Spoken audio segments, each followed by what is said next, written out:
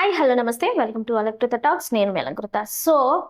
చాలా రోజుల నుంచి అంటే దగ్గర దగ్గర ఒక 1 మంత్ నుంచి పెద్దమ్మ తల్లి టెంపుల్ ఏదైతే ఉందో పాత పెద్దమ్మ తల్లి టెంపుల్ జూబ్లీ హిల్స్ ఇష్యూ అయితే నడుస్తుంది కదా. సో అంటే చాలా రకాలుగా చాలా మంది వచ్చి అక్కడ ధర్నాలు చేస్తున్నారు, బోనాలు పెడుతున్నారు. అసలు కాంగ్రెస్ ప్రభుత్వం వచ్చిన తర్వాత ఏం జరుగుతుంది? హైడ్రా అని చెప్పేసి చాలా మంది నిరుపేదలు కడుపు కట్టుకొని చాలా మంది వాళ్ళు అంటే ఏ, కట్టుకున్న ఇళ్ళని కూల్చేయడం కానీ చాలా లేదంటే అసలు ఏం ఫోకస్ చేద్దాం అనుకుంటున్నా అంటే ఇన్ని రోజుల నుంచి లేనిది ఇన్ని సంవత్సరాల నుంచి లేనిది ఇప్పటికిప్పుడు ఏమైంది? సరే హైడ్రాకి ఇల్లులు అంటే తీసేసినారు, బట్ పాత పెద్దమ్మ తల్లి టెంపుల్ జస్ట్ 40 గజాలలో ఉందన్నమాట. ఆ 40 గజాలతో ఏం చేస్తారు? దగ్గర దగ్గర అది తాత ముత్తాతల దగ్గర నుంచి పూజలు చేసుకుంటా ఒక 70-80 సంవత్సరాల క్రితం నుంచి ఆ టెంపుల్ ఉందన్నమాట, జస్ట్ 40 గజాలలో. ఇప్పుడు హైడ్రా ప్రాబ్లం ఉందని చెప్పేసి బోనాల పండుగ ఎప్పుడైతే అయిపోయిందో ఇది జస్ట్ పక్కా ప్లానింగ్ తోని నెక్స్ట్ డే నైట్ 3:30కి ఆ టెంపుల్ని అయితే తొలగించడం అయితే జరిగింది. అందులోని విగ్రహం కూడా తీసుకెళ్లారు. అది ఎక్కడికి తీసుకెళ్లారో అయితే తెలీదు. దీని మీద సోషల్ యాక్టివిస్టులు హైందవులు చాలా మంది అయితే దీని మీద రియాక్ట్ అవ్వడం జరిగింది. అందులో బీజేపీ లీడర్ నాయకుడు చికోటి ప్రవీణ్ గారు, అలాగే ప్రియా చౌదరి గారు అండ్ అలాగే కరాటి కళ్యాణ్ గారు, వీళ్ళందరూ వచ్చి అక్కడికి ధర్నాలు చేయడం, బోనాలు పెట్టడం అయితే చాలా మంది అయితే పోరాటం చేయడం అయితే జరిగింది ఈ ఇష్యూ మీద.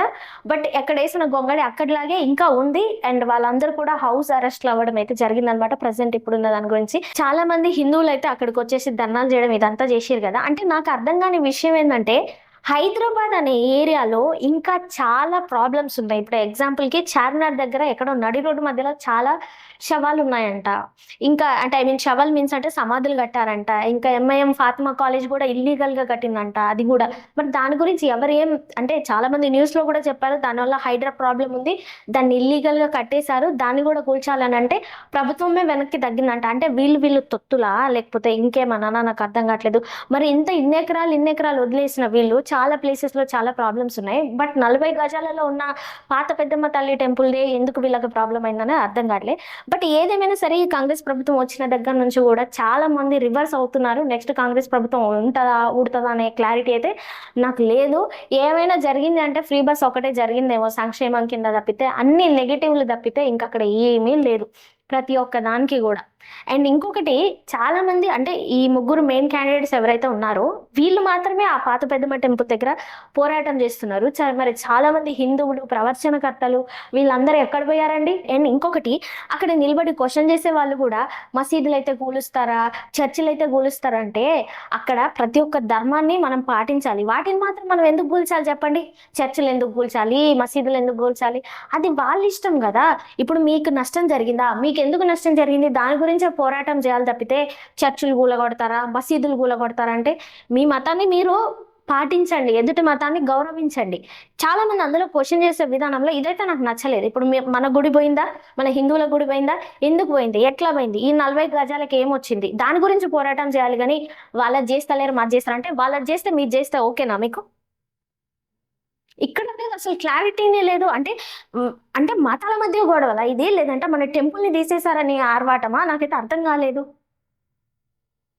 కానీ ఇంకొకటి ఈ టెంపుల్ విషయానికి వచ్చేసరికి ఎవ్వరు కూడా ముందుకు రావట్లేదు, హిందువులే కానీ ఇంకా వేరే ఎవరైనా కానీ. అంటే ఇదంతా చీల్చుకుపోతుందా హిందుతత్వం? ఒక 60-70% ఉన్నారు. వీళ్ళందరూ ఎక్కడ పోయారు మరి? ఓన్లీ మెయిన్ యాక్టివిస్టులు ప్రియా చౌదరి గారు, కరాటే కళ్యాణ్ అంటే వీళ్ళు సోషల్ మీడియాలో కనిపిస్తారు కాబట్టి వీళ్ళ వరకు వచ్చారా? నాకైతే ఏం అర్థం కావట్లేదు దీని గురించి. అంటే మిగిలిన వాళ్ళు చాలా మంది ఉన్నారు హిందూ ధర్మాన్ని మేము కాపాడతామని చాలా డొనేషన్లు తీసుకొని మోచేతి నీళ్ళు తాకుంటున్న వాళ్ళు చాలా మంది దొంగలు ఉన్నారు, దొంగ బాబాలు ఉన్నారు. మరి వీళ్ళందరూ కూడా రియాక్ట్ అవ్వాలి కదా. మరి ఈ కాంగ్రెస్ ప్రభుత్వంలో 40 గజాలలో ఉన్నది వాళ్ళకంత నష్టం ఏమొచ్చిందో నాకు అర్థం కావట్లేదు. చాలా రకాలుగా ఇంకొక స్పెషల్గా చెప్పాలంటే మన తెలంగాణలో బోనాలు కానీ బతుకమ్మ కానీ ఎంత స్పెషల్ మీకు తెలుసు కదా. ఇన్ని సంవత్సరాల నుంచి ఎక్కడైనా పర్మిషన్ తీసుకొని మనం బోనాలు పండుగ చేసుకున్నామా, లేదంటే బతుకమ్మలు ఆడుకున్నామా? చాలా మందిని రీసెంట్గా బోనాలు బతుకమ్మలు ఆడినప్పుడు వాళ్ళని తీసుకెళ్లి లేడీస్ అందరినీ పోలీస్ స్టేషన్లో పెట్టడం జరిగింది. ఇది ఎక్కడి న్యాయం? అంటే ఇది రాక్షస పాలన అవుతుందా, రాజుల పాలన అవుతుందా, లేదంటే కొట్లాటల పాలన అవుతుందా, లేదంటే అధికారం మీ చేతుల్లో ఉంది, మొత్తం ప్రభుత్వం అంతా మేమే నడిపిస్తున్నామని ఇష్టం వచ్చినట్టు గుళ్ళ మీద దాడులు జరుగుతున్నా తప్పు లేదు, ఇట్లా బతుకమ్మలు ఆడుతుంటే లేడీస్ని అందులో వేసిన తప్పు లేదు, లేదంటే పరిష్కారం ఉన్న దగ్గర దాన్ని హైడ్రా అని చెప్పేసి కూల్చేసి, లేదంటే ఇతర ప్రాబ్లమ్స్ ఉన్న దగ్గర వాటిని పట్టించుకోకుండా వదిలేయడం మీ దాదాగిరియా, దౌర్జన్యమా నాకైతే తెలియట్లేదు. సో మీరేమనుకుంటున్నారో కింద కామెంట్ అయితే ఖచ్చితంగా తెలియజేయండి. బట్ ఏదేమైనా సరే, ఏ మతమైనా సరే చర్చిల జోలికి కానీ, మసీదుల జోలికి కానీ, గుళ్ళ జోలికి కానీ పోకుండా ఉండడం అనేది బెటర్ అనేది నా ఒపీనియన్. మిగిలిన వాటిని అన్నిటిని వదిలేసి ఓన్లీ టెంపుల్స్ వల్లే అని అంటే ఏమన్నా అంటే కొన్ని కాలేజెస్ కూడా అలా అక్రమంగా కట్టిన ఉన్నాయి. ఫ్రీ ఎడ్యుకేషన్ ఇప్పిస్తున్నాము, ఫ్రీ ఎడ్యుకేషన్ వల్ల వాటిని కూల్చట్లేదంటే కూల్చట్లేదు. ఓకే, ఇంకా అవి కాకుండా చాలా చాలా ప్రాబ్లమ్స్ ఉన్నాయి కదా. ఈ హైడ్రా అనేది ఎప్పుడైతే తీసుకొచ్చిరో సగం మంది తెలంగాణలో కన్నీటి పర్యంతం అయిపోయి నానా కష్టాలు పడి కట్టుకున్న ఇళ్ళలు కానీ, ప్లేస్లను కానీ, కన్వెన్షన్లను కానీ అన్ని కూల్చుకోవడం అయితే జరిగిందనమాట. సో నెక్స్ట్ దీని గురించి ఏం స్టేట్మెంట్ వస్తుందో మనకైతే తెలియదు కాబట్టి వెయిట్ చేయండి.